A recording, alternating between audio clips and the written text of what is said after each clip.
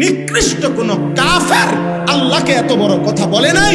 এই মানিকগঞ্জের আবুল সরকার নামে ওই বাউল বেঈমান আল্লাহকে যে পরিমাণ কথা বলেছে,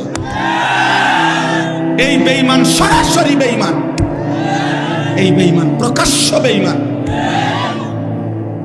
মহান আল্লাহকে লক্ষ্য করে কোন মূর্তি পূজক এত বড় কথা বলে না, কোন মুশরিক এত বড় কথা বলে নাই, কোন বেঈমান এত বড় কথা বলে নাই।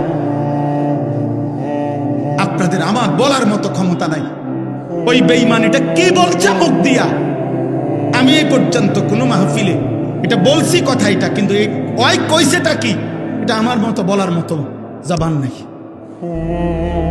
আপনারা শুনেন ওই কি বলছে, ও আল্লাহকে লক্ষ্য করে কি বলছে।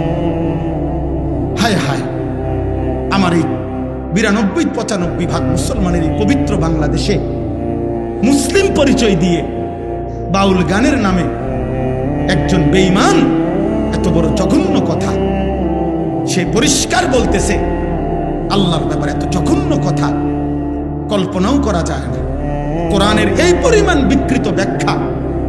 আল্লাহ বলছে কোরআনে নাকি বারবার কুল আউযু বিরাব্বিন নাস, মালিকিন নাস, ইলাহিন নাস।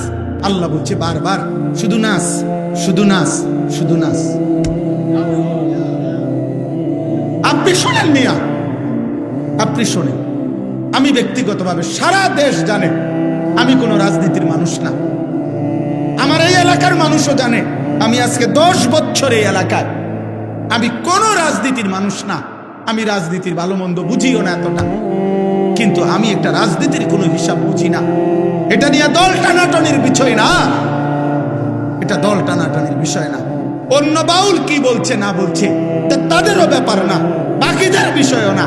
এটা শিল্পীরা কি বলছে সেটা তাদেরও বিষয় না। কিন্তু এই বেঈমান আবুল সরকার নামে যেই বেঈমান, যেই মুশরিক আল্লাহকে বিদ্রুপ করেছে, এর ফাঁসি, এর ন্যায্য বিচার, এর রাষ্ট্রীয় বিচার বাংলার জমিনে হতেই হবে।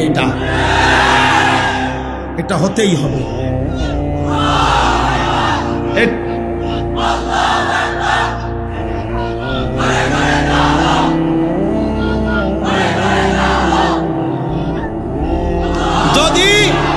যদি আপনাদের মধ্যেও কোনো মুসলমান শুনে থাকেন আর আপনার বিবেক যদি বলে এটা অন্যায় না, এটা অন্যায় নয়, আপনাদের বিবেক যদি বলে, তাহলে আমার বিচার ওই বাজারের মাঝখানে 4 রাস্তার মোড়ে যে বিচার হবে আমি সেই বিচার মেনে নেব।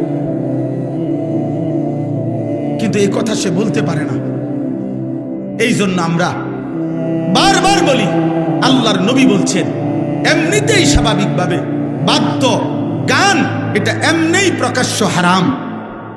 সেখানে এই বেঈমান বাংলাদেশে আপনার সারাটা জীবন এই বেঈমান, তার পিছনের অসংখ্য ভিডিও ক্লিপস খবরের কাগজে অনলাইনে আছে, যেখানে প্রতিনিয়ত যখনই ক্ষমতা বদলাইছে, যখনই যে ক্ষমতায় আসছে তার দালালি করে এই দালাল জীবনটা পার করছে।